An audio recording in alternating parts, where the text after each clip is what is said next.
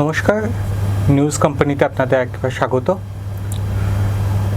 বিশ্বকাপ ফুটবল যেমন চলছে, তেমন রাজ্য রাজনীতিতেও পরপর খেলা বদলাচ্ছে, পালা বদলাচ্ছে। যে দল একজন নিজে প্রতিষ্ঠা করেছিলেন কংগ্রেস থেকে বেরিয়ে এসে, সেই তৃণমূল কংগ্রেসের সুপ্রিমো এক সময়কার মমতা বন্দ্যোপাধ্যায় আজকে তৃণমূল দলে নেই। এই নিয়ে আজকে কথা বলবো। অর্ক আমাদের সাথে আছে, অর্ক এটা নিয়ে কথা বলবে। এটা কীরকম জিনিস তৈরি হলো পশ্চিমবাংলার ইতিহাসে বা রাজ্য রাজনীতিতে? আমরা যদি একটু তৃণমূল কংগ্রেসের গোটা জার্নিটা আমরা একবার দেখি, মমতা বন্দ্যোপাধ্যায় এবং তৃণমূল কংগ্রেসের জার্নিটা দেখি, তাহলে আমার মনে হয় যে সেইটার কনটেক্সটে যদি আমরা আজকের এই পরিস্থিতিকে দেখি, সেটা বেশি ইন্টারেস্টিং হবে। প্রথম কথা হচ্ছে, এটা নিয়ে কোনো সংশয়ের কোনো অবকাশ নেই যে বাংলার রাজনীতিতে, ভারতীয় রাজনীতিতে তৃণমূল কংগ্রেস আর মমতা বন্দ্যোপাধ্যায় সমার্থক। মমতা মানেই তৃণমূল, তৃণমূল মানেই মমতা। এই জার্নিটা শুরু হয়েছিল কবে? জার্নিটা কিন্তু আজ থেকে 98 সালে শুরু হয়েছিল। 28 বছর আগে ব্যাপারটা এরকম নয়। মমতার যে রাজনৈতিক জার্নি, সেটা ছাত্র রাজনীতি পেরিয়ে তিনি সোমনাথ চট্টোপাধ্যায়ের মতো হেভিওয়েট ক্যান্ডিডেটকে তিনি হারিয়ে দিলেন যাদবপুর লোকসভায়। তারপরের বার হারলেন। তিনি যুব কংগ্রেসের সভানেত্রী, রাজীব গান্ধীর স্নেহধন্যা। এই যে জায়গা থেকে মমতা বন্দ্যোপাধ্যায়ের উত্থান, তো এবং সেই সময় 21শে জুলাইয়ের আন্দোলন করলেন, তৎকালীন বামফ্রন্ট সরকারের বিরুদ্ধে একটার পর একটা আন্দোলন মমতা করেছেন। কিন্তু মমতা বন্দ্যোপাধ্যায় ছাড়াও প্রদেশ কংগ্রেসে কিন্তু অনেক হেভিওয়েট নেতৃত্ব ছিলেন। যেমন সেই সময় গনি খান চৌধুরী ছিলেন, এ গনি খান চৌধুরী, প্রিয়রঞ্জন দাস মুন্সি ছিলেন, সোমেন মিত্র ছিলেন। যে সোমেন মিত্রর সঙ্গে বিবাদের কারণে মমতা বন্দ্যোপাধ্যায়ের তৃণমূল কংগ্রেস দল গঠন, আরও সুব্রত মুখোপাধ্যায় ছিলেন, ইত্যাদি ইত্যাদিরা ছিলেন। মমতা বন্দ্যোপাধ্যায় অভিযোগ করতেন যে এই যে প্রদেশ কংগ্রেস, সেই প্রদেশ কংগ্রেস বামফ্রন্ট সরকারের বিরোধিতা করতে ততটা আন্তরিক নয়। তারা সিপিএমের বি টিম, বামফ্রন্টের সঙ্গে বোঝাপড়া করে প্রদেশ কংগ্রেস চলে। এই অভিযোগ মমতা দীর্ঘদিন ধরে করে আসছিলেন। ইন্টারেস্টিংলি, দিল্লির যে কংগ্রেস নেতৃত্ব সোনিয়া গান্ধী, তার সঙ্গে কিন্তু মমতা বন্দ্যোপাধ্যায়ের সুসম্পর্ক ছিল, খুব দূরত্ব ছিল, ব্যাপারটা এরকম নয়। কিন্তু পশ্চিমবঙ্গে প্রেক্ষিতে ওই প্রাক 98 সময়ে কয়েক বছরে এতটাই তিক্ততায় পরিণত হয়েছিল, পর্যবসিত হয়েছিল সম্পর্ক, যে দল না ছেড়ে মমতার কোনো উপায় ছিল না। আমরা তখন খুব ছোট, যারা আমাদের দর্শকরা সিনিয়র, তাদের মনে থাকবে মমতা বন্দ্যোপাধ্যায় সে আত্মহত্যার হুমকি দেওয়া, এবং যাদেরকে নিয়ে মমতা বন্দ্যোপাধ্যায়ের সবচাইতে বেশি প্রবলেম ছিল, সেই নামগুলোর দিকে যদি আমরা তাকাই, একজনের নাম অধীর চৌধুরী, একজনের নাম সুলতান আহমেদ, একজনের নাম শঙ্কর সিং। এদের মধ্যে অধীর চৌধুরী ছাড়া বাকিরা প্রত্যেকেই, এমনকি যে সোমেন মিত্রের জন্য মমতা তৃণমূল কংগ্রেস তৈরি করলেন, তিনিও কিন্তু তৃণমূলে জয়েন করেছিলেন, কিছুদিনের জন্য এমপি হয়েছিলেন, তাই না? কাজেই এটা একটা খুব ইন্টারেস্টিং জার্নি। এবং আরেকটা কথা না বললে খুবই ভুল হবে, সেটা হচ্ছে যে আরএসএস এবং বিজেপির ভূমিকা তৃণমূল কংগ্রেস তৈরির সময়। এটা আমরা জানি, সকলেই জানি, যে বিজেপির যে পলিসি ছিল, বিজেপির যে নীতি ছিল, সেই নীতি হচ্ছে কংগ্রেস ভেঙে বিভিন্ন জায়গায় যদি আঞ্চলিক দল তৈরি হয় তাহলে বিজেপির লাভ। এর মধ্যে কোনো বিজেপির দিক থেকে দেখলে কোনো অন্যায় নেই। এবং সেই সময় একজন নেতা যার শেষ পরিণতি দুর্ভাগ্যজনক ছিল, প্রমোদ মহাজন, তিনি কিন্তু বিভিন্ন রকমভাবে তৃণমূল কংগ্রেসকে সেই সময় তিনি যখন তার গঠন পর্বে তিনি সাহায্য করেন। এবং মমতা বন্দ্যোপাধ্যায় যখন তৃণমূল কংগ্রেস তৈরি করেন, সেই সময় আমরা দেখব অজিত পাঁজা ছাড়া আর পঙ্কজ বন্দ্যোপাধ্যায় ছাড়া প্রায় কোনো হেভিওয়েট কংগ্রেস নেতা কিন্তু মমতা বন্দ্যোপাধ্যায়ের সঙ্গে ছিলেন না। সুদীপ বন্দ্যোপাধ্যায় ছিলেন, কিন্তু সুদীপ বন্দ্যোপাধ্যায় তখনও ততটা হেভিওয়েট না। অজিত পাঁজা ছিলেন, পঙ্কজ বন্দ্যোপাধ্যায় ছিলেন। ইন্টারেস্টিংলি, এই দুজনেই তৃণমূল 11 সালে রাজ্যের ক্ষমতায় আসার আগেই মমতার বৃত্ত থেকে এবং তৃণমূল কংগ্রেসের বৃত্ত থেকে সরে যান অনেক আগে। অজিত পাঁজা তো প্রয়াত হন, পঙ্কজ বন্দ্যোপাধ্যায় শেষ জীবনে রাজনৈতিক সন্ন্যাস নেন। এই যে তৃণমূল কংগ্রেস 98 সালে তৈরি হলো, তারপরে তৃণমূল প্রথমেই কিন্তু 99 লোকসভা নির্বাচনে দারুণ রেজাল্ট করলো, এবং তারা তখন বিজেপির সঙ্গে জোট করলো। তারপর 2001 সালে কংগ্রেসের সঙ্গে জোট করলো এবং সেই সময় মহাজোটের কনসেপ্ট মমতা এনেছিলেন এবং বিজেপিকে ফ্রন্টে এনে লড়বো এই জাতীয় নানান কথা বলেছিলেন।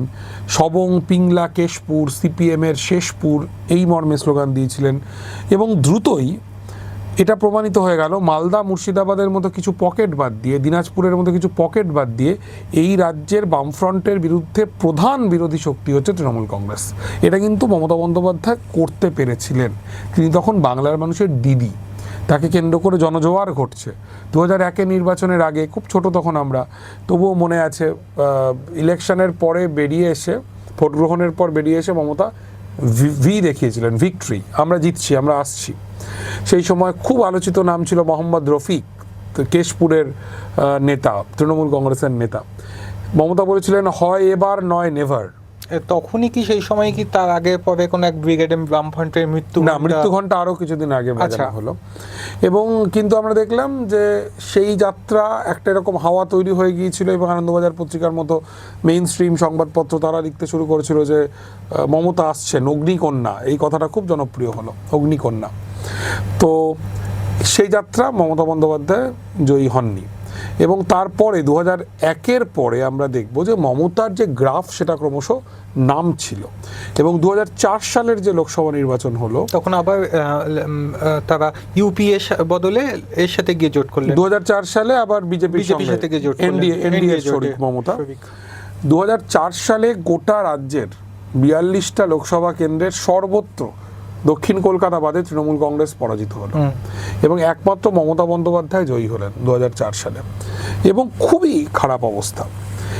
এরপরে 2006 সালের নির্বাচন, বিপুল ভোটে জিতে 235টা আসন নিয়ে বামফ্রন্ট সরকার ক্ষমতায় এলো, বুদ্ধদেব ভট্টাচার্যর নেতৃত্বে বামফ্রন্ট সরকার ক্ষমতায় এলো এবং তারপর থেকে আমরা দেখব এই 2006 থেকে কিন্তু পরিস্থিতির একটা যাকে বলা যায় নাটকীয় পরিবর্তন হতে শুরু করলো। 2006 সালের একদম শেষ দিকে সিঙ্গুরে কৃষিজমি অধিগ্রহণকে কেন্দ্র করে আন্দোলন শুরু হলো এবং 2007-এর শুরুতে নন্দীগ্রামে আন্দোলন শুরু হলো এবং এই জমি আন্দোলনের ফলে সিপিআইএম তথা বামফ্রন্ট জমি হারাতে শুরু করলো। সেই বিশদ আলোচনায় আমরা যাচ্ছি না।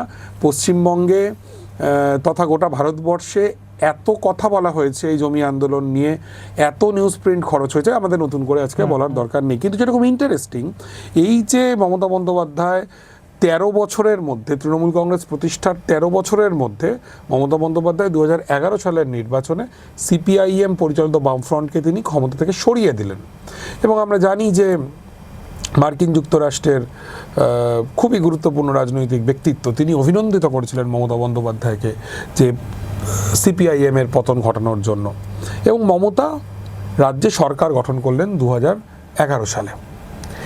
এই যে 2011 সালে মমতা সরকার গঠন করলেন, তখন কিন্তু তিনি জনপ্রিয়তার শীর্ষে রয়েছেন, বিপুল জনপ্রিয় তিনি।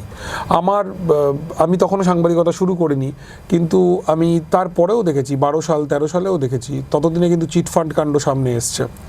মমতা যখন কোনো গ্রামে যাচ্ছেন, তাকে দেখবার জন্য প্রচুর মানুষ ভিড় করছেন, দিদি দিদি বলে তারা ছুটে যাচ্ছেন। কিন্তু এই যে মমতা,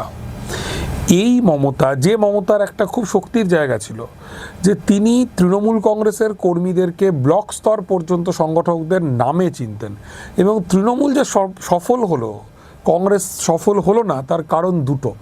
একটা, পশ্চিমবঙ্গের প্রদেশ কংগ্রেসে চিরন্তন গোষ্ঠীদ্বন্দ্ব, হ্যাঁ, কখনো সোমেন বনাম মমতা, কখনো গনি খান চৌধুরীর সঙ্গে প্রিয়রঞ্জন দাস মুন্সিদের সম্পর্কে টানাপোড়েন, নানা কিছু। কিন্তু তৃণমূলে এই ঝামেলা নেই। তৃণমূলে একজনই নেতা, মমতা বন্দ্যোপাধ্যায়, এবং তাঁর সঙ্গীদের যে কানেক্ট সেটা ছিল দুর্দান্ত। তিনি একদম ব্লক স্তর পর্যন্ত তৃণমূলের কর্মীদেরকে চিনতেন। One of the best mass leader in West Bengal. Mass leader তো বটেই, ভীষণভাবে মাস লিডার, এটা অস্বীকার করবার কোনো জায়গায় নেই। যে এবং অনেকে মমতার অনেক কিছু নিয়ে কথা বলেন, মমতার উচ্চারণ, ভুল ইংরেজি ইত্যাদি।